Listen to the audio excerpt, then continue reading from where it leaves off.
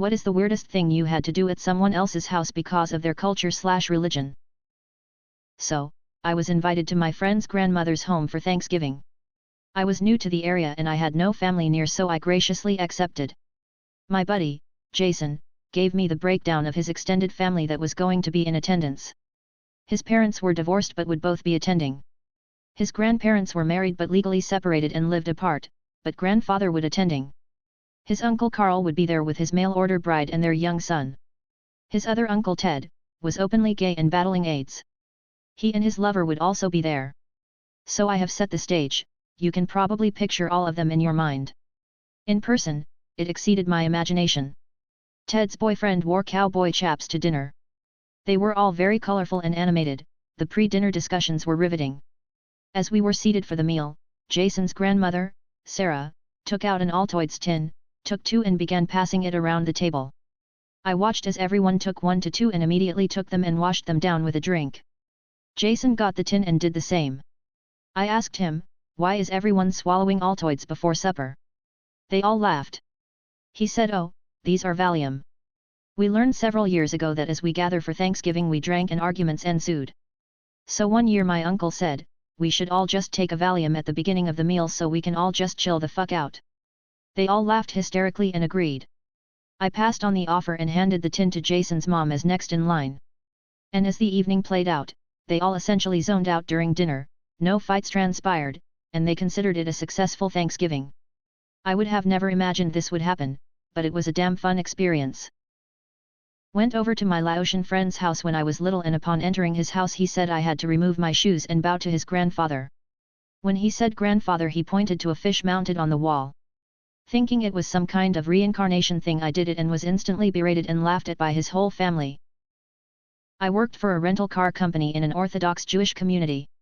A customer rushed in on a Friday evening and asked to be driven home immediately because if we didn't make it to his house by sundown he would have to get out of the car and walk the rest of the way due to the Sabbath. He used an app on his phone to tell him the exact time of sundown each day. I didn't have a driver available I just told him to go home and he'll come by his house later to grab the car. A half hour later I arrive at his house. Husband is nowhere to be found, and the following scenario ensues with his wife. My husband left the keys on our bedside table and I'm not allowed to touch them. Can you come in and grab them please? I awkwardly follow her into her bedroom and grab them from the bedside table. Can I ask one more favor? Do you mind unplugging the house for me? I then follow her into her basement and enter a room where there are literally 15 to 20 different electrical cords coming through holes in the walls and ceiling, and through a tangled series of different outlet strips are all consolidated into one master plug going into a standard wall outlet. She points at it and asks me to unplug it. I do. She thanks me. I leave. I had a lot of wild experiences in 5 years working that job. This one was definitely top 5. Went to a friend's house for dinner, a lovely meal. The whole family cleaned their plates of food, then turned them over and ate dessert on the back of their plates like it was the most normal thing in the world. I copied them just to be polite. Drank slightly chocolatey water for a month. I think this counts. Years back I was prospecting for a field site on a very remote island in the South Pacific. It was sufficiently remote that having me in the neighborhood was something of a spectacle, so as I made trips out to villages from my home village, I was fated along the way. I'd get to a village and the local headman and I would get to talking and they'd have a nice feast. These guys aren't entirely cut off from the world, so one nice trade good they had was powdered milk and Ovaltine. On arriving at the second village, I noticed that they weren't exactly well-to-do, but out came the Ovaltine. Not wanting to use up their supplies, I foolishly interrupted the preparation to tell them that was enough. They looked confused but handed over water with just a bit of Ovaltine floating at the top. It was wretched. But trying to be polite, I drank it all. And smiled. Word got around, so every village I went to thereafter was informed of my preference. Couldn't exactly correct them at this point as somebody might have been insulted, so I drank it. Kinda wonder if the next visitor benefited from my blunders in protocol. We got yelled at for playing that devil game again. We were playing Mario Kart. And Bowser kept freaking his mom out. So we muted it and all was fine from then on. Meanwhile his little brother was literally playing Diablo 2 at the time in the same room. But he already had it muted, so it wasn't a problem, I guess. I work for the ambulance service and I was asked to take my shoes off before attending to their mother in cardiac arrest. Politely reminded them that there was a time and place. I once got roped into a wassailing. Marching by torchlight, literal flaming torches, down to the guy's orchard to sing at the trees was a new one on me. It wouldn't have been so bad, but it was just a handful of us, as in just me, my school friend, his brother, and his parents. Still, we got some cider out of it. I had a good friend whose family were wealthy and very big on some weird sort of gift giving. Basically there were two things. One, you could not give them a present, no gifts at birthdays, Christmas, etc. If you gave them a gift they would either politely refuse or donate it. 2. You always received a gift if you went to their house, even if it was for an afternoon. I remember going to my friend's house when I was 8 or 9, 1998/1999, and them giving me a PlayStation, and each time I went over they'd give me a new game, which continued until they gave me a Nintendo GameCube. Very weird, and it wasn't because I was poor, we lived in the same area, etc. This recently repeated itself when I visited my friend's house, now lives with his own family, and when I was leaving his wife was trying to give me a bottle of scotch and my daughter a fucking Nintendo Switch. Edit. They were Middle Eastern, not really sure what religion. His dad was a property developer and investor. This was in Australia, Sydney. It just felt awkward after a while. Edit 2. Told my mate about this and he answers some of the questions for you all. 1. His family are part of the House of Saud but are not in the part that has any power or line of success unless like the other 10,000 people die. His last name isn't Saud, so this was news to me, but he made it clear it means nothing unless you are part of the inner circle. 2. The gift giving thing was / is part of their family custom and they weren't / did not expect you to refuse. 3. They didn't accept gifts because they just purchased anything they wanted and they made their children do chores to earn items, so they had an appreciation for money. 4. The gifts, while expensive for most, didn't really register, as spending a few $100 wouldn't make a dent. They also regifted tons of shit. He said they probably had like 30 PlayStations in their cupboard. 5. His family also didn't want kids to be jealous of their son, because being an Arab in Australia was already pretty shit. 6. He has a cupboard like his parents' house. He doesn't have gaming consoles normally, as when he gets those he normally sells them, because hey, why not? 7. He isn't accepting applications for new friends. I guess this qualifies as culture. My sister was dating a man that had been raised in a nudist colony. He took her to meet his family at their house at the colony. She was a tad surprised when his mother immediately says there is a hook on the bathroom door for your clothes. My sister proceeds to spend the entire evening naked with his folks. Her BF had told her before they went that it would be her option, but I guess his parents didn't think so. When I lived in Antwerp, Belgium, I once was stopped by an elderly woman on the street. She was asking for help inside her house. Guiding me through a house where the temperature was way too hot, she stopped at every radiator and asked me to turn them down. In the end we went to the kitchen, where some Jewish women and children were watching me silently while I was putting all the burning gas stoves on a low heat. Then she showed me out, thanked me and closed the door. In Antwerp there is a big community of Hasidic Jews. I can imagine this was during Sabbath.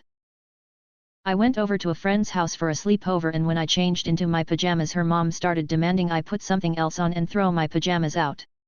I was really confused. She was yelling about how my pajamas were sinful and bore signs of the devil. I ended up just calling my mom to take me home because I was so uncomfortable, but that woman just kept scolding us for allowing me to wear Satanic symbols. The symbols on my pajamas? Peace signs. She said they were broken crosses, so clearly a sign of the devil. I had a neighborhood friend that I played on the street with and at school sometimes. Her mom and dad always told me I wasn't allowed to be in the same room as my friend's older brothers because seeing young women was a sin for unmarried men. I was 10 at the most. The youngest of her older brothers was 16. When I was asked by my friend to sleep over for her birthday, I was told by her and her mother that I needed to remain in my friend's bedroom. Her mother would bring us food and drinks and take us to go to the bathroom whenever it was safe. I told my sister about it the next day and she told me I wasn't allowed to go near their house or my friend again. To this day I still don't know if it was actually due to culture/religion or if maybe they just had a really fucking weird family. I don't know if this counts as someone's culture. But when I was a kid, I had a sleepover with a friend that always sleeps naked. And I decided to sleep naked with him, lol. Nothing sexual, just thought it was weird. I remember going to my Swedish friend's house. And while we were playing in his room, his mom yelled that dinner was ready. And check this. He told me to wait in his room while they ate. That shit was fucking wild. What, in your opinion, is a realistic solution to gun violence in the United States? A school shooting is the ugly culmination of multiple facets of established American society failing. A single solution would mean a complete overhaul of countless modern systems. There's a model used in risk analysis called the Swiss cheese model.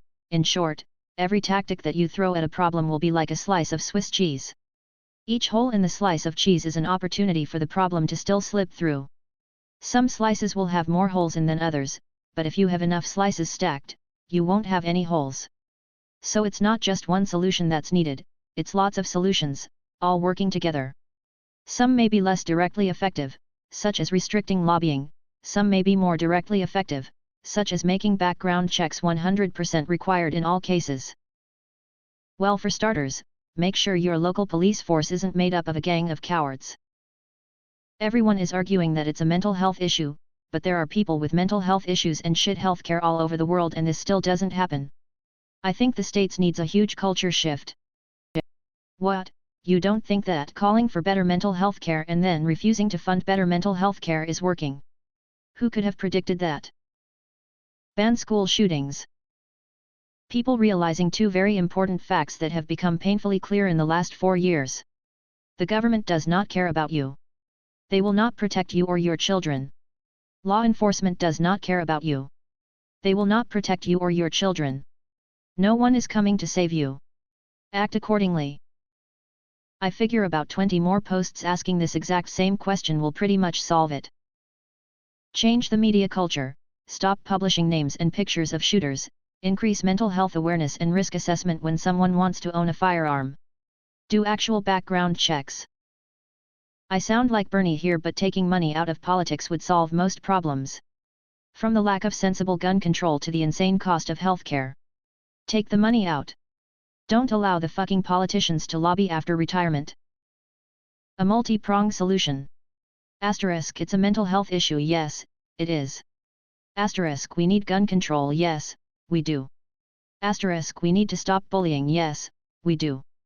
I think too many people are just looking for one solution. We have to prioritize short-term vs long-term goals. This won't change immediately.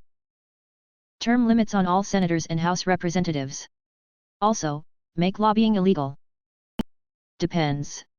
If you mean most gun violence, stop gang and drug activity, aka legalize drugs so gangs have nothing to sell. If you mean mass shootings, probably more programs to feel connected to your neighborhood and community. People with something to take care of rarely destroy things. What is your number one obscure animal fact? Army ants will create balls during high water floods. The ball will roll, allowing every ant to get a breath. The chemical compound which is used to make fake banana flavor is the same compound honeybees use as an alarm pheromone. So never eat banana sweets near a beehive, and if you suddenly smell banana near a beehive, run. The duck-billed platypus has no nipples to feed their offspring. Instead, milk oozes from the skin. Rabbits don't have pads on their paws. Only fur. So if you see a cartoon rabbit with pads on its paw, completely wrong. Vultures urinate on their legs and feet to cool off on hot days, a process called urohydrosis. Their urine also helps kill any bacteria or parasites they've picked up from walking through carcasses or perching on dead animals. Penguins have a gland above their eye that converts salt water into fresh water. The vast majority of Greenland sharks are blind thanks to a special parasite that eats their eyes and replaces them. It is thought that this might actually be helpful because a. their eyesight was shit anyway, b. the parasites wave like lures and may have an anglerfish-like effect, and c. the sharks are super slow, so that might be one of the few ways for them to catch live prey. Imagine something eating your eyeballs and it being an upgrade. Butterflies will drink blood given the option. A kangaroo will mate again 1 to 3 days after giving birth. The newborn will latch onto a teat in the pouch, and as long as it thrives, the kangaroo can put its newly fertilized embryo in a state of dormancy and have a backup baby ready to go. If the newborn grows out of the pouch or dies, the kangaroo's hormones will send signals to start the development of the egg. So they can have an adolescent joey, a nursing one, and one in stasis all at the same time. Roosters deafen themselves temporarily every time they crow, so that they don't damage their own hearing. Sloths are literally too lazy to go looking for a mate, so a female sloth will often sit in a tree and scream until a male hears her and decides to mate with her. Turkey vultures projectile vomit as a means of defense. Bees have 5 eyes. 2 complex like a fly's and 3 simple eyes like a spider. Every once in a while, an emperor penguin will do something very strange. Most of them will never do this, but the ones who do have stumped scientists for a while now. Every once in a while, a penguin will turn away from its colony and start heading for the interior of the continent, Antarctica. Away from the food, the water, the safety of the colony. Off alone towards certain death. Almost like zombies. In the past, scientists would try to stop them. Or take them back to the colony. At which point, they'd simply turn around and begin their journey again, in the same direction, toward the same end. Some would even get violent if they were met with intervention. The prevailing thought is that this penguin is depressed and is committing suicide in a very non-altruistic manner. But nobody knows for sure. There are a lot of possible explanations for this, including the possibility of a fungal infection similar to the cordyceps infection that can cause some colony insects to behave in exactly the same way, potential signs of brain tumors or other medical conditions that the birds are exposed to. It's well known that birds can experience depression or anxiety, but they tend to respond to this in very immediate ways, such as by overpreening, pulling out their own feathers, screaming, or being unusually quiet, loss of appetite, etc. Bird anorexia is a major thing. These activities are signs of redirecting stress, while wandering off into the abyss of an unforgiving frozen continent implies the ability to analyze and think ahead in a way that most birds really don't seem to be able to do. So the reason may not be as immediately obvious as you might think. From what I know, no autopsies have been performed on these rogue penguins. Most likely because the conditions are too harsh to hunt their corpses down. But until one is performed, we really have zero idea why they do this. And yet they do. And the behavior is common enough that it's been documented multiple times.